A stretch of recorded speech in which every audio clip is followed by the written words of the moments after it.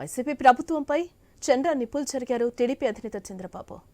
ఉమ్మడి కృష్ణా జిల్లా తిరుపూరులో ఏర్పాటు చేసిన రాకదిల్రా సభలో పాల్గొన్న చంద్రబాబు సంచలన వ్యాఖ్యలు చేశారు. వైసీపీ ప్రభుత్వంలో ఏపీ 30 ఏళ్లు వెనక్కిపోయిందన్నారు. ఏపీని కోలుకోలేని విధంగా దెబ్బతీశారని ఆగ్రహం వ్యక్తం చేశారు.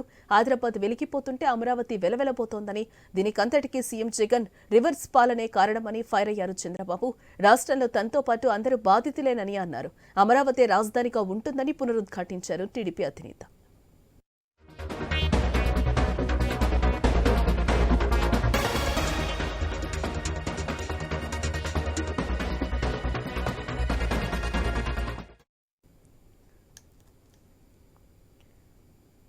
మూడు రాజధానుల పేరుతో మూడు ముక్కలాట ఆడారని, విశాఖలో రిషికొండకు గుండు కొట్టించారని కూడా విమర్శలు చేశారు చంద్రబాబు.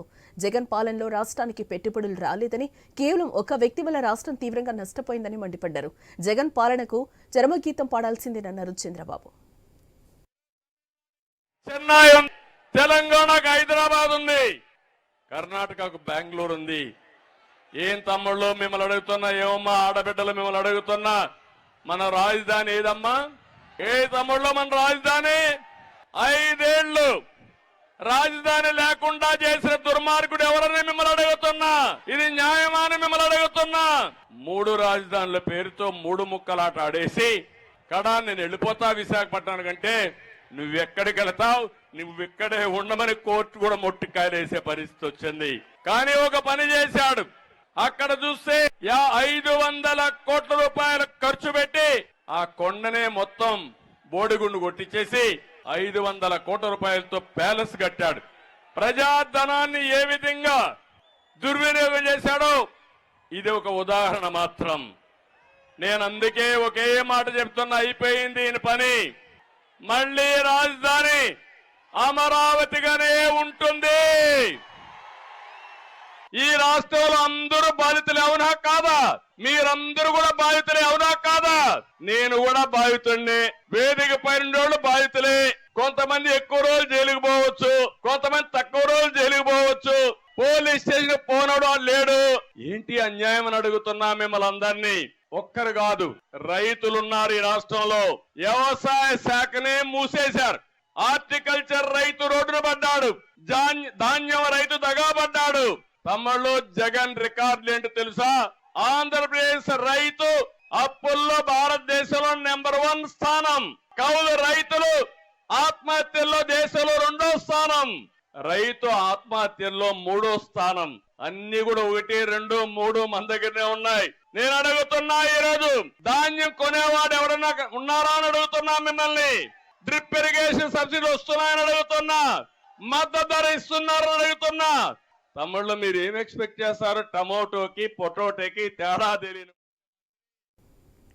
పశ్చిమ గోదావరి జిల్లా ఆచంటలోనూ టీడీపీ రాకదిల్రా బహిరంగ సభ ఏర్పాటు చేసింది. టీడీపీ అధినేత చంద్రబాబు కాసేపట్లో ఆచంట చేరుకోనున్నారు. ఏర్పాట్లను మాజీ మంత్రి పితాని సత్యనారాయణ పర్యవేక్షిస్తున్నారు. చంద్రబాబు ఎన్నికల శంఖారావం పూరిస్తారని పితాని అన్నారు.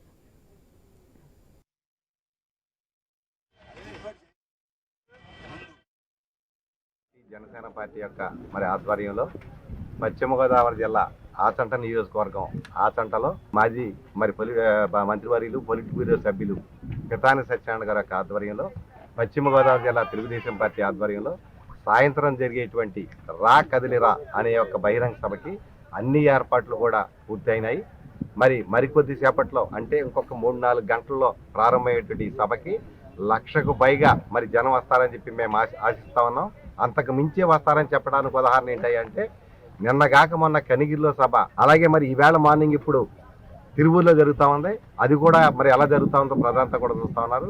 ఒకదాన్ని మించి ఒకటి, కనిగిరిని మించి తిరువూరు, తిరువూరుని మించి ఆచంట సభలు, ఈ ఆచంటను మించి మరొక సభ. ఎక్కడైనా సరే 25 జిల్లాల్లో 25 బహిరంగ సభలు కూడా రాబోయే రోజుల్లో ఈ సైకో ముఖ్యమంత్రి జగన్మోహన్ రెడ్డి ఇంటికి పంపే కార్యక్రమంలో భాగంగా తెలుగుదేశం పార్టీ, జనసేన పార్టీ కలిసికట్టుగా పోటీ చేయడమే కాకుండా సంకీర్ణ ప్రభుత్వం ఏర్పాటు చేసి ముఖ్యమంత్రిగా చంద్రబాబు నాయుడు గారి యొక్క నాయకత్వంలో ఈ రాష్ట్రంలో అక్షర క్రమంలోనే కాకుండా అభివృద్ధిలో కూడా అన్ని విధాలుగా కూడా ఈ రాష్ట్రాన్ని ముందుకు పోయే విధంగా ఉమ్మడి సంకీర్ణ ప్రభుత్వం అధికారంలోకి వచ్చాక మేము ఏం చేయబోతామన్నాం. ఈ 5 సంవత్సరాల జగన్మోహన్ రెడ్డి పరిపాలనలో ఈ రాష్ట్రం ఏం కోల్పోయిందనే దాని మీద మా నాయకుడి యొక్క సందేశం ఉంటుందని చెప్పి మీ ద్వారా అందరికీ కూడా తెలియజేస్తా ఉన్నాం. ఈనాడు రా కదిలిరా అనే ఒక ఉద్యమ స్ఫూర్తితో జరుగుతున్న బహిరంగ సభలు, చంద్రబాబు నాయుడు నాయకత్వంలో జరుగుతున్న సభలు కూడా జనసేన, తెలుగుదేశం పార్టీ కార్యకర్తలు, నాయకులు కూడా ఈ కార్యక్రమంలో పాల్గొంటున్నారు. సామాన్య ప్రజలు కూడా ఈ కార్యక్రమంలో పాల్గొనే సందర్భంగా వారందరూ కూడా స్వాగతం పలుకుతూ ఉన్నాం. ఈ సభ పెద్ద ఎత్తున జరగబోతోంది. ఏదైతే తెలుగుదేశం పార్టీ డైరెక్షన్లో జరుగుతూ ఉందో, తెలుగుదేశం పార్టీ యొక్క ఏమో ప్రతి మీటింగ్కి 1,00,000 మంది నాయకులు, కార్యకర్తలతో పాటు ప్రజల్ని సేకరించమని చెప్పారు. దానికి మించి ఈరోజు ఆచరణ జరగబోతుంది.